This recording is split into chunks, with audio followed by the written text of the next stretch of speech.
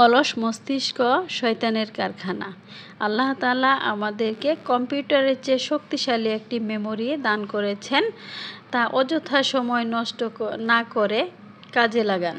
তো ভিউয়ার্স, আসসালামু আলাইকুম। আজ আপনাদের সাথে নতুন আরও একটি ভিডিও নিয়ে হাজির হয়েছি।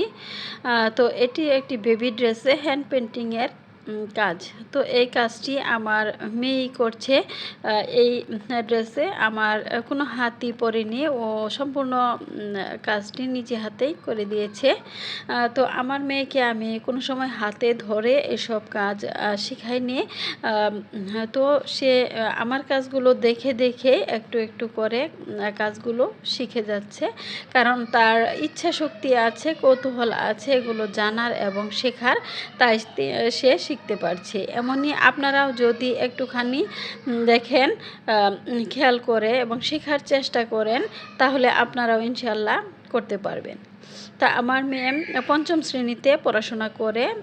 তো সে অনেক ধরনের কাজই, হাতের কাজ অনেক ধরনের কাজই সে করতে পারে। যেমন তার নিজে হাতে তৈরি ক্লিপ, ব্যান্ড এগুলো সে নিজেই পরে। তো আমিও পড়াশোনার ফাঁকে যখন ও সময় পায় তখন এই কাজগুলো করে, আমিও বাধা দিই না। নয়তো বা দেখা যায় বেশিরভাগ ফোনে সময় দেয়, বা এমনিতে বসে থাকলে তো জানেনই বাচ্চারা একটু অন্যরকম হয়ে বড় হয়। তো সে এগুলো করে আমার কাছে দেখেও খুবই ভালো লাগে। তো অনেক কথা বলে ফেললাম। তো কাজ সম্পর্কে এখনও কিছু আপনাদেরকে বলিনি। তো সানফ্লাওয়ারটি সে কালার করে নিচ্ছে।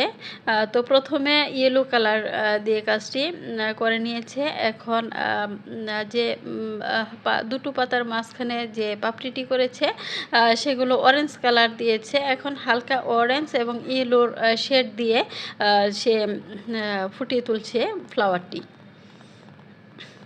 এখন দেখুন যে ভিতরে সূর্যমুখী ফ্লাওয়ারের ভিতরের যে কাজটি করতে হয় সেটি দেখুন সে কিভাবে করে দিচ্ছে।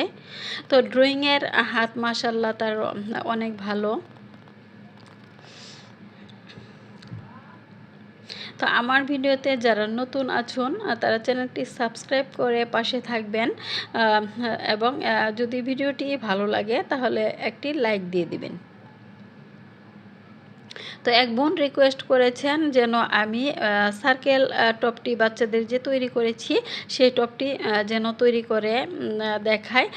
তো আজ ব্যস্ততার কারণে সেই টপ কাটিং এবং সেলাইটি আপনাদের দেখাতে পারলাম না। তো পরবর্তীতে আমি সামনে চেষ্টা করব সেই ড্রেসের কাটিংটি আপনাদের সাথে শেয়ার করবার।